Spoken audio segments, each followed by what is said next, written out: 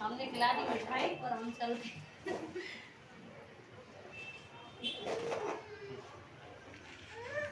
मैंने भी खा ली। आप लोग सपोर्ट करो ज्यादा से ज्यादा। हमारे नहीं बैक कैमरा नहीं। हेलो गाइस, हमारे आकांक्षा के पास मिलने के लिए अभी आकांक्षा थोड़ी बिजी है इंटरव्यू में और मैं अभी इनसे बात कर रही हूँ 2 मिनट। आप लोग बने रहिए हमारे ब्लॉग में कंटिन्यू और हम थोड़ा सा बिजी अभी इंटरव्यू दिया, मैं आपको वो भी दिखाएंगे। Hello guys, Aditya YouTube channel में आप सभी का स्वागत है। बने रहिए एक और ब्लॉग में। हम आप लोगों को लेके चल रहे हैं कहाँ, थोड़ी देर में चल रहे हैं। तैयार तो हो गए हैं, अब निकलने वाले हैं। बाबू भी खेल रही है और हमारे घर देखो तुलसी कितनी बड़ी है, बहुत बड़ी है। इतनी बड़ी काऊ घर है वो तुलसी, तो कमेंट करके हमें ज़रूर बताइए, ठीक है गाइस।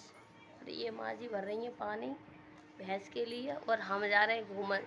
आजकल जवानों का आएगा वो का बहू लगा लिपस्टिक जा रही है मार्केट करे हुए और बेचारी सासू घर में काम कर रही है। ये जवाने आए गए। ओए आरती जल्दी, बाबू माई है ना, जो चीज मिले वही चीज कर लेती है मुंह में। हाँ मुंह पहुँचो, पहले मुंह पहुँचो इसको। ये आकांक्षा जी है, यहाँ पर अपना इंटरव्यू दे रही हैं। इनका इंटरव्यू हो रहा है, ये सर इंटरव्यू ले रहे हैं यहाँ पर। अब बने रहिए हमारे ब्लॉग में अंत तक और हम आप लोगों को अभी तो नहीं मिलवा सकती, थोड़ी देर में मिलवा सकती हूँ। ये आकांक्षा है, आकांक्षा की मम्मी थोड़ी बाहर खड़ी हुई है और हम इनके ब्यूटी पार्लर पे पहुँच चुके हैं। देखिए लेकिन जो हमारे ससुराल वाले थे उन्होंने हमारी मम्मी को मतलब कहते नहीं पहला फुसला दिया था, धोखा दिया मम्मी को। हमारी धोखे से हमारी शादी हुई थी। तो इस तरीके हालांकि हुई खूब धूमधाम से थी क्योंकि हम अकेली बहन थे और तो कोई बहनें हैं नहीं, हमारे छोटे छोटे 2 भाई हैं। कितने दिन आप वहाँ पे रहे अपने ससुराल में? वहाँ हम कुल 2 से 2.5 महीने के बीच रहे। वहाँ पे कितने लोग थे? वहाँ पर टोटल 10 लोग थे, हमें पूरी फैमिली में? पूरी फैमिली। इंटरव्यू चल रही है, और सबसे बड़ी याद की कोई नहीं हाँ वीडियो ऐड कर रहे हैं थोड़ी सी। तो लड़कों की शादी हुई थी, तो सबसे पहले ही लड़की की शादी हुई थी जहाँ हम होके गए। ऐसा क्या हुआ ससुराल में आपके जो आपको घर आना पड़ा? शादी के टाइम से ये बात 4 दिन पहले से ही हम लोगों को मालूम चल रही थी कि पहले तो उन्होंने कोई मांग नहीं की थी, हमें केवल लड़की चाहिए और कुछ नहीं चाहिए, इस तरीके से। तो वहाँ पे ऐसा हुआ फिर वजह से आपको वहाँ से आना पड़ा? वहाँ से यहाँ से हम गए, हमारी शादी होके गई और वहाँ पे समझ लो पहले तो ये तो कुछ सामान ही लेके नहीं गए जी। चौथी जब हमारी चलाने आए थे 8 दिन बाद, तब जाके यहाँ से सामान लेके गए थे। ठीक है, सामान आप फिर दोबारा से यहाँ पे आना क्यों आपका? आना इस वजह से कि उस चीज से भी वो तो संतुष्ट नहीं हुए। जो सामान यहाँ से मिला उससे संतुष्ट नहीं हुए। उन्होंने मारा पीटा और मारपीट भी एक अलग तरीके से होती। मारपीट के बाद में फिर उन्होंने, जो सुनीता नाम है उनका, हमारी जो सास है, उन्होंने हमें इतना प्रताड़ित किया अपने लड़कों से जिससे मेरी शादी हुई थी, उनसे जो छोटे भाई थे उनसे हमारे साथ में छेड़खानी, जोर जबरदस्ती और खुल के कहें तो हमारा रेप करवाया इस तरीके से। इसमें खुद हमारी सास का हाथ है। हमें नींद की गोलियां दी जाती थी रात में, इस तरीके से मेरी जो हस्बैंड थे उनको बताया नहीं क्या? उनको हमने शुरुआत में बताया, एंड में बताया। जब शुरुआत में बताया तो उन्होंने उल्टा हमें ही मारा। बोले कि पहले तो ये बोले वो भी उन्हीं के साथ थे? हाँ वो भी उन्हीं के साथ। बोल रहे अगर हम तुम्हें अच्छे लग सकते हैं तो मेरे भाई भी तुम्हें अच्छे लग सकते हैं। तुम में ही गलती है, तुम्हारे घर वालों ने इतनी कम उम्र पे क्यों शादी कर दी, इसका मतलब तुम गलत चलती होंगी। अच्छा, अभी तक कोई मुकदमा वगैरह? मुकदमा हमने वहाँ से आने के बाद, क्योंकि ऐसे नॉर्मल वहाँ से आए भी नहीं थे। हमारे मम्मी हमारी लेडीज पुलिस द्वारा लगा के ले आई थी। जैसा रश्मि के साथ हुआ कि रश्मि को मारा पीटा गया और उसे चोरी से फोन मिल गया बात करने को, इसी तरीके से हमें भी चोरी से फोन नहीं था क्या? हमारे पास फ़ोन नहीं था, हमें चोरी से फ़ोन मिल गया। जैसे घर पे कोई था नहीं, हमने फ़ोन देखा रखा हुआ तो तुरंत हमने फ़ोन लगा के डायरेक्ट अपनी मम्मी से यही बोला कि मम्मी हम तुम्हें 1-2 दिन में मिलेंगे नहीं, मतलब मिलेंगे नहीं। हम इतना ही हम बोल पाए, फिर उनसे फ़ोन छुटा लिया गया। तो वहाँ से मम्मी की आवाज़ आ रही थी, ऐसे कैसे, चाहे कुछ भी हो हम अपनी लड़की को लेकर आएंगे। तो मुकदमा आपने किया या उस साइड से हुआ? हम पहली बात तो ये कि जब हम वहाँ से आए थे तो वहाँ से आने के बाद में इतना उन्होंने हमें मारा पीटा, हर तरीके से प्रताड़ित किया था, शारीरिक रूप से भी, मानसिक रूप से भी। तो हमें आते ही तुरंत जैसे हमें वहाँ से लेकर आया, तो मम्मी पापा को तो सारी बात मालूम नहीं थी क्या हुआ लड़की के साथ। जी बिल्कुल। तो उन्होंने सबसे पहले मेरी हालत देखी, हमें सबसे पहले हॉस्पिटल में भर्ती कराया, हमारा इलाज चला। इलाज चलने के बाद करीबन 4 महीने के बाद में ये हमारा केस हुआ। पहले गांव में समाज में ही पंचायत हमारी हो चुकी थी, उसके बाद केस कोर्ट कचहरी तक पहुंची है। तो जो केस हुआ वो किसको लेकर हुआ है? वो इसी को लेकर हुआ है कि हमें दहेज की वजह से हमें मारा पीटा गया, और उसी के चलते हमारे साथ में ये दुष्कर्म करवाए गए। मुकदमा में भी क्या हो रहा है? मुकदमा में कुछ नहीं हो रहा है, और करीबन 4 साल हो गई हैं, और उसने दूसरी शादी भी कर ली है। आपका तलाक हो चुका था? तलाक हमारा नहीं हुआ अभी तक। तलाक किए बनाए शादी हो गई उनकी? शादी कर ली उन्होंने, और जज साहब वकील से अगर कोई बात करें तो वो कहते हैं क्या उनको फांसी दिला दे, उन्होंने शादी तो की है, कोई अपराध थोड़ी किया है। मतलब ये कोई अपराध नहीं है, हमारे साथ इतना सब कुछ हो गया, ये कोई अपराध नहीं है। ऐसी कई बेटियां मेरे साथ यहाँ जुड़ी हैं जिनसे मैं और चर्चा करना चाहूँगा।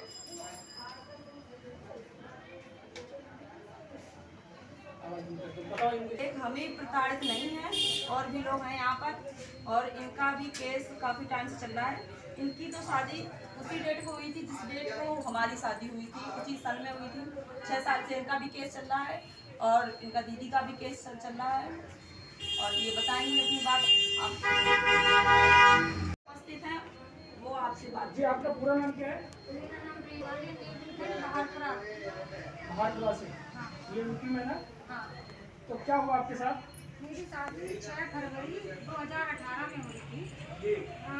विश्राम सिंह का लड़का है आशीष कुमार, शंकर शंकरपुरिया कहाँ पड़ता है? ये गाँव के पास पड़ता है। जी। तो क्या हुआ था आपके यहाँ पे? मेरे यहाँ पे मेरी शादी हुई थी, मैं शादी करके ससुराल में आई। मैं 2 महीने तक मुझे ठीक रखा, यहाँ तक कि मेरी चौथी भी नहीं चलाई दहेज के पीछे। हुआ क्या वहाँ पे ये हमसे मांग कर रहे थे कि 3 लाख रुपए दो और एक सोने की चैन दो, और दहेज में क्या सामान नहीं मिला था उनको? नहीं, हमारे पिताजी ने सारा सामान दिया था, सब कुछ दिया था उनको। एक बाइक दी थी, सामान भी दी, नकदाइश भी, सब कुछ सामान दिया। फिर भी वो इस चीज़ से खुश नहीं थे, तो मुझे मारा पीटा। और ये देखो मेरी सास ने मेरे हाथ में चाकू भी मार दिया था। तो मेरी हालत बहुत ही ख़राब थी, कि बहुत ही ज़्यादा, और लस्त पस्त पड़ी रही मैं बेड में पूरे 1 दिन। दहेज को लेकर मारपीट बहुत की। फिर क्या हुआ वहाँ से? वहाँ से मैंने फ़ोन किया, मेरे पास फ़ोन नहीं दिया जाता था मुझे, तो मैंने आशीष के मोबाइल से घर पे फ़ोन किया। फिर मेरी मम्मी आई और मेरे भैया लेने के लिए, बहुत मुश्किल से मुझे भेजा। मेरी मतलब खाना तलाशी ली, और मेरे भाई का बैग और सब कुछ चेक किया, तब भेजा। अब क्या चल रहा है आपकी लाइफ में? मेरी लाइफ में मुकदमा चल रहा है, और किसको उसमें भी लेके? दहेज को लेके। केवल दहेज? हाँ, दहेज को लेके कि हमें दहेज दो, और मारपीट तो बहुत ही लोगों ने की थी। कितने दिन हो गए? कम से कम 6-7 साल हो गए मुकदमा चलते चलते, उसमें कुछ भी नहीं हो रहा है। मजिस्ट्रेट हमारे पति ने शादी भी कर ली, हमारे पास प्रूफ में भी है, और मैं फोटो साथ में भी लेके आई हूँ। इस फोटो दिखाइए। तब तक आकांक्षा जी से मैं चाहूँगा कि मैं आपसे बात करना चाहूँगा कि आप क्या चाहती हैं सरकार से? हम सरकार से ये चाहते हैं कि जो ये कोर्ट कचहरी है, तो इसमें न्याय हमको मिलना चाहिए। अगर हमें न्याय नहीं मिल रहा है, हमारी जैसी लड़कियों को, हमें से मतलब पर्सनल हमसे नहीं है, खुद आकांक्षा का ये मतलब नहीं है। आकांक्षा के साथ में आकांक्षा की बहुत सारी बहनें हैं, उनको हम साथ लेके ये लड़ाई लड़ रहे हैं। जब तक हमें इस लड़ाई में इंसाफ नहीं मिलेगा, तब तक हमारी ये लड़ाई जारी रहेगी। और क्या संदेश देना चाहेंगे अपनी बेटियों को? हम अपनी बहन बेटियों को यही संदेश देना चाहेंगे कि खुद सारे काम जो है, जो अच्छे से अपनी लाइन में, अच्छी लाइन में जाएं, कोई भी गलत रास्ता ना अपनाएं। और कितना भी प्रताड़ित हो जाओ, अगर तुम्हारे साथ गलत हुआ है तो उस गलत के खिलाफ में तुम्हें आवाज़ उठानी है। तुम्हें समाज से और खुद अपनी इज्जत से डरना नहीं है। उस इज्जत के लिए तुम डर रही हो जो इज्जत तुम्हारे पास अब रही नहीं है। जो तुम्हें इस तरीके से तुम्हें बदनाम कर दिया, तुम्हें कोर्ट कचहरी तक ले गया वो इंसान तुम्हें जीवन भर खुशियाँ नहीं दे सकता है। इसलिए अगर तुम्हारा केस चल चुका है किसी भी तरीके का अगर तुम्हारा केस हो गया ससुराल से, तुम्हें कष्ट मिला है, तो दोबारा उस घर में तो जाना बिल्कुल ही बेवकूफ़ी है। अगर दोबारा जाओगी तो रस्मी की तरीका ही तुमको मौत को गले लगाना पड़ेगा, और ये तुम्हारे ससुराल वाले खुद तुम्हें उस मौत के मुंह में धकेल देंगे। और अभी जो सरकार का नारा चल रहा है बेटी बचाओ बेटी पढ़ाओ, उसके लिए तो यही कहेंगे कि सरकार ये ढोंगलापन दिखा रही है, और एक तरफ से कहें तो लोगों को गलत लगेगा और सरकार को भी ये गलत लगेगा। तो हम यही कहेंगे कि सरकार एकदम दोगलापन दिखा रही है, क्योंकि एक तरफ तो वो ये दिखा रही है। कांड में भी ये हुआ, बेटी बचाओ बेटी पढ़ाओ में उन्होंने नारा बना दिया बेटी पढ़ाओ, बेटी पढ़ी भी, पढ़ने के बाद वो बची नहीं जी। हाँ, बेटी पढ़ी है पर बेटी बची नहीं है, और ये समाज भी नहीं बेटियों को जीने दे रहा है। जिस लिए ये नारा बनाया गया, वो जब चीज मिली नहीं रही हम लोगों को, तो क्या मतलब ऐसे नारे को? ऐसे नारे को बंद कराओ, कोर्ट कचहरी को बंद कराओ, जिसमें हमें लूटा जा रहा है। कोर्ट कचहरी में हम 6-6 साल चक्कर काटेंगे, और वहाँ पे 6-6 साल तो हमको हो ही चुकी हैं। और एक महिला कांस्टेबल से भी मेरी थोड़ी सी बात हो गई थी, तो वो बोल रही थी अभी तुम्हारा हुआ ही क्या है, 6 साल तो हुई हैं और अभी तो 20 साल केस चलते हैं। अगर ये बताओ 20 साल, हम 20 साल की हैं।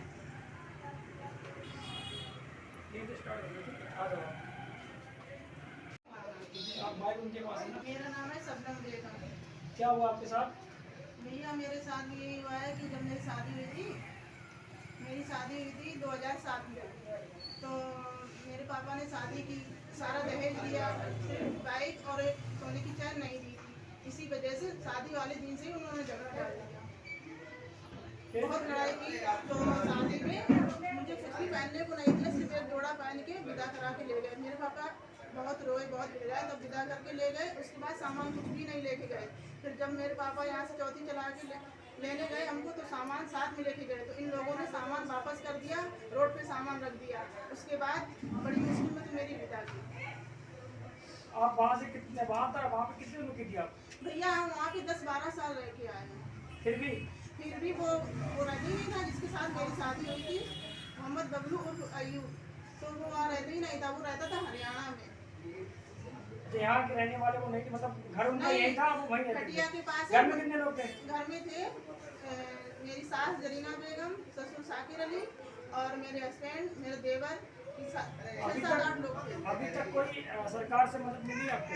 मेरी सरकार से कोई मदद नहीं मिली। मेरी कन्नौज में भी और औरैया में 2 जगह मुकदमा चल रहा है, कुछ भी नहीं हो रहा है। इसका मतलब दहेज का भी चल रहा है, दूसरी शादी का भी चल रहा है, घरेलू हिंसा 4-5 मुकदमे चल रहे हैं, कोई सुनवाई नहीं हो रही। दूसरी शादी उन्होंने कर दी? जी हाँ, कर लीजिए। अभी तक आप पहले से शादी के पहले से रखा, न्याय मांगते हैं तो मेरी कोई सुनवाई नहीं हो रही है, सरकार कोई करते ही नहीं। अब जज कहते हैं, अगर जज वहाँ दूसरी शादी का मुकदमा का वो तारीख थी मेरी, तो वहाँ गए तो बोला कि कहने का मतलब ये है कि सरकार कोई भी मदद आपकी नहीं कर कोई रही भी मदद नहीं कर रही है। और आप पिछले कितने सालों से परेशान हैं? हम भैया यहाँ पे आए हैं 6 साल हो गए हैं। 6 साल आप यहाँ पे रह चुके हैं? यहाँ से रह के हाँ 3 साल हो गए, मुकदमा चल रहा है मेरा लड़का भी है 14 साल का। आप कितना टाइम हो गया? हमको भी 2-2.5 महीने रुके थे, 6.5 साल से भी ऊपर हो गए। आपको भी लगभग 6 साल हो गए। 6 साल से कोई सुनवाई नहीं हो रही है? कोई सुनवाई नहीं हो रही है। और वकीलों के लिए भी ये कहना चाहेंगे कि भाई अपनी कड़ी से कड़ी कार्रवाई की जाए। अब आगे आप संदेश दीजिए, जो भी बेटियाँ जैसी जो आई हैं 6 साल से 5 साल की, क्या होना चाहिए इन पे है कुछ आपके पास? जब जो बेटियाँ दोबारा जाना चाहें, अभी आपने बोला था कि दोबारा ना जाएं, बेकार जाएं, इस पर बस यही है आपका। क्योंकि अगर वो जाएंगी दोबारा, जैसे समाज कहता है कि जाओ वहाँ पे, पहले तो समाज ये कहता है कि काटते हैं और नहीं अपने घर से इतनी सताई हुई है जो घर भी नहीं जा सकती हैं। और कई तो अभी हम बताएंगे नहीं, ओपन नहीं करना चाहते बात कि हमें न्याय नहीं मिलेगा तो हम क्या करेंगे। लेकिन वो सरकार के लिए चेतावनी बन के रहेगी कि हमें न्याय नहीं मिलेगा तो हम क्या करेंगे, क्योंकि हम एक नहीं हैं, हम अनेक हैं। जो कानून में हम लोगों को इंसाफ नहीं मिल रहा है, वो लड़ाई इतनी बढ़ेगी, एक दिन इस सरकार को रोना पड़ जाएगा इस लड़ाई के पीछे। इसलिए हमको इंसाफ देना बहुत ज़रूरी है। हम लड़कियों को इंसाफ हम मांग रहे हैं, और नहीं मिलेगा मांगने से तो हम लोग छीन लेंगे इंसाफ तो हम लेके रहेंगे, चाहे कुछ भी हो जाए, क्योंकि हम एक नहीं है, अनेक हैं। हम इकट्ठे होंगे और हमारी शक्ति बनेगी। और नारी को ही शक्ति कहा जाता है, ये शक्ति हम दिखाएंगे एक दिन। बस चुनौती दे रहे बस। ठीक है, ऐसा एक नहीं अनेक बेटियां जो परेशान हैं, प्रताड़ित हैं, कुछ कर भी नहीं पा रही हैं और घर पे भी अपने ससुराल में भी इतनी सताई जा रही हैं, जो अपने मायके में रह रही हैं और अपनी रोजी रोटी के लिए, अभी आप रोजी रोटी के लिए क्या कर रही हैं? रोजी रोटी के लिए ये क्वेश्चन आपने बहुत अच्छा पूछा है हमसे, और अनेक लड़कियों को भी इससे सीख मिलनी चाहिए कि जब हम वहाँ से आए हैं तो हम हाई स्कूल पढ़ के मेरी शादी हो गई थी। उसके बाद में हमने अपनी BSc फाइनल करी है यहीं पर रहकर। फिर हमने बच्चों को कोचिंग पढ़ाया है। कोचिंग पढ़ाने के दौरान हमसे ये बोल दिया गया कि वो भाग गई हैं किसी के साथ में। फिर हमने वहाँ से कोचिंग पढ़ा रहे थे, फिर वहाँ से हमने अपनी दुकान डाली। हमने अपनी ब्यूटी पार्लर की और सिलाई की दुकान डाली। हालांकि हमारा काम उतना ज़्यादा अच्छा नहीं चलता है, लेकिन फिर भी हमारी रोजी रोटी चल जाती है। जिसपे भी हमारे ऊपर एक मुकदमा डाला गया है कि उस लड़की ने, आकांक्षा ने, दूसरी शादी कर ली है और 20-25 हज़ार रुपया महीना का कमाती है, ऐसो आराम कर रही है। तो ये हमको ये चीज़ बोली गई है। कोई भी मेंटेनेंस वगैरह कुछ भी नहीं हमें चाहिए, और हमें चाहिए भी नहीं, ना मिल रहा है ना चाहिए भी, क्योंकि जिसने इज्जत नहीं दी है वो मेंटेनेंस हमें क्या देके करेगा बताओ? मेंटेनेंस हमारी ज़िंदगी कट जाएगी जिसने हमें इज्जत नहीं दी। और एक बात हम ये कहना चाहते हैं महिलाओं से कि जो परेशान है, जो लड़कियां परेशान हैं, जिनको सहारा नहीं है, वो हमारे यहाँ आए। बेला में, बेला जिला औरैया उत्तर प्रदेश, हमारे बेला में आए। अगर आसपास की आप लड़कियां हो, आपको कोई काम करना है, आप परेशान हो, हम आपको काम सिखाएंगे, आपको आपके हाथ पैरों पे खड़ा करेंगे, लेकिन आप कोई गलत कदम नहीं उठाना। प्लीज़ हाथ जोड़ के ये निवेदन है, क्योंकि हम एक लड़की हैं और हम आपका दुख बहुत अच्छे से समझ रहे हैं। और हम अभी रक्षाबंधन की बात, कल रक्षाबंधन है और उसके कुछ दिन बाद हम डेट ओपन नहीं करेंगे किस डेट को हम जाएंगे, लेकिन उससे पहले रक्षाबंधन के जस्ट बाद आप लोग जिसे योगी ऑफिस, योगी दरबार जाना है, वो हमसे मिले। हम योगी दरबार जाएंगे और हम अपनी एक, वैसे तो अभी 10-15 लड़कियां तो हो गई हैं, और भी लड़कियां इकट्ठी, जितनी ज़्यादा लड़कियां इकट्ठी हो जाएं, आपको जिनको न्याय नहीं मिल रहा है वो हमारे साथ चलें। हम योगी ऑफिस जाएंगे, हमारे साथ में आप लोग भी एक ये आवाज़ उठाओ, क्योंकि 26 तारीख को जब भी जाएं इनके साथ जाइए और इनका सपोर्ट करिए और देखते रहिए। नमस्ते। आकांक्षा के पास, और ये आकांक्षा बेला सब लोग जानते हो यूट्यूब पर, और हम भी आ चुके हैं। आप लोग मिलिए इनसे, अभी इंटरव्यू हुआ था इनका, वो भी आप लोगों को दिखाएंगे। बहुत बहुत धन्यवाद भैया आप लोगों को। ये सब जो कुछ भी हम हैं, ये सब आप लोगों के ही सपोर्ट से हैं, और बस यही दुआ करें आप लोगों से कि ऐसी आशीर्वाद अपनों बनाए रखिए हमारे ऊपर, ज़्यादा से ज़्यादा ऊपर भी, और दीदी को भी सपोर्ट करिए ज़्यादा से ज़्यादा, क्योंकि हर किसी की निजी एक अलग लाइफ होती है। वो क्यों आया सोशल मीडिया पे, किस वजह से आया, ये अलग बात है। तो प्लीज़ आप लोगों से निवेदन है कि किसी को आप देख रहे हो कि उसके अंदर टैलेंट है, वो समस्या में है, तो उसे ज़्यादा से ज़्यादा आप सपोर्ट करें। Thank you. और मैं तो यही कहूँगी इनको सारे लोग सपोर्ट करें, ज़्यादा से ज़्यादा ये वीडियो शेयर करना, और मैं आपको भी वीडियो डालेंगे शाम को, वो भी आप शेयर ज़्यादा करना, क्योंकि जो भी लड़कियाँ हैं न्याय लायक उन्हें तो न्याय मिलना चाहिए, जो नहीं है उनको नहीं मिलना चाहिए। ये भी है कि जो छानबीन होनी चाहिए, छानबीन पूरी तरीके से, जो न्याय लायक है उसको जरूर न्याय मिले, और जो नहीं है उसको न्याय भी नहीं मिलना चाहिए। हर जगह आदमी भी गलत नहीं होते हैं, इसलिए छानबीन होनी चाहिए। तो दोनों पक्ष की जरूरी जानकारी होना, ये मैं आपसे सबसे मेरी हाथ जोड़कर रिक्वेस्ट है, आप लोग इनकी सुनिए, बने रहिए हमारे ब्लॉग में।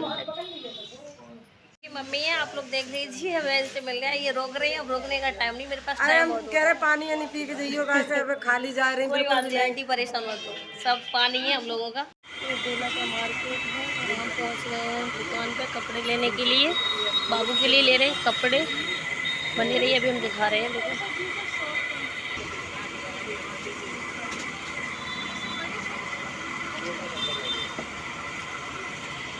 और भी पीस है, तो इसका कलर कितना मस्त आ रहा है, कपड़ा सॉफ्ट है, ऐसे ही सही प्लेन है।